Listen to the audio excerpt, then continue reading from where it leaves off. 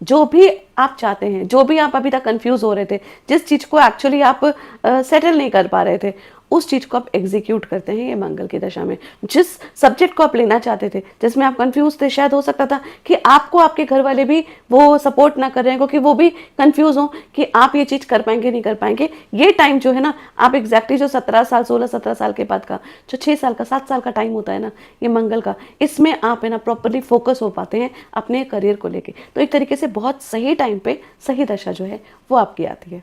उसके बाद 23 साल तक आपकी ये वाली दशा होती है, 23 साल के बाद आती है देवगुरु बृहस्पति की दशा, जो कि आपकी खुद की लग्नेश की दशा है, जो कि नॉर्मली अच्छी ही जाती है लग्नेश की दशा। लग्नेश की दशा में होता क्या है, ये बात सबको समझना बहुत ज़रूरी है कि जब जब लग्नेश की दशा आती है तो ज़रूरी नहीं है कि लग्नेश की दशा में आप बहुत ज़्यादा पैसा कमाएं, लग्नेश की दशा में बहुत मान सम्मान कमाएं, ज़रूरी नहीं है। लेकिन हाँ, लग्नेश की दशा जो है ना, वो आपके स्वास्थ्य को ज़रूर सही कर देती है, वो आपको आराम ज़रूर करवाती है, वो शरीर से आराम करवाती है, कई बार तो जॉब भी छुड़वा देती है। कई बार आपने देखेगा कि जब आपकी जैसे आपकी लग्नेश की दशा स्टार्ट होगी ना, तो अच्छा खासा आप काम कर रहे होंगे, आप काम छोड़ देंगे, जॉब चेंज कर लेंगे। मतलब कहीं ना कहीं वो कहता है कि थोड़ा सा सुख सुविधा अपने शरीर के ऊपर थोड़ा सा आपको ध्यान देना है, तो वो आपके फिर एक तरीके से लग्नेश की दशा आती है। तो 23 साल तक जो भी सब्जेक्ट आपने चूज किया होता है, जो एक्चुअली आप करना चाहते हैं, वो चीज़ आप करते हैं, और उसके बाद फिर वो जो टाइम है वो एक तरीके से सुख में जाता है। मतलब कि वो स्ट्रगलिंग टाइम नहीं जाता है जैसे कि बाकी नक्षत्रों का गया था। मैंने बताया था ना, बाकी नक्षत्रों का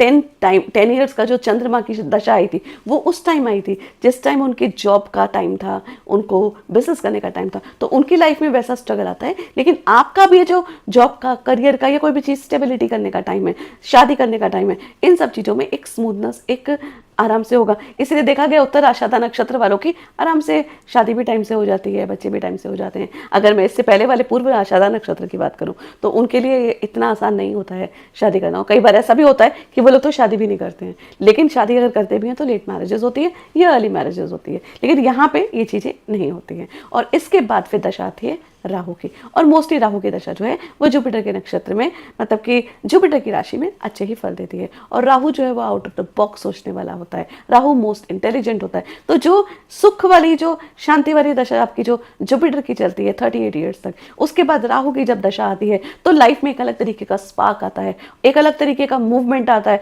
और आप और ऊपर और आगे जो है वो स्पीड से बढ़ जाते हैं।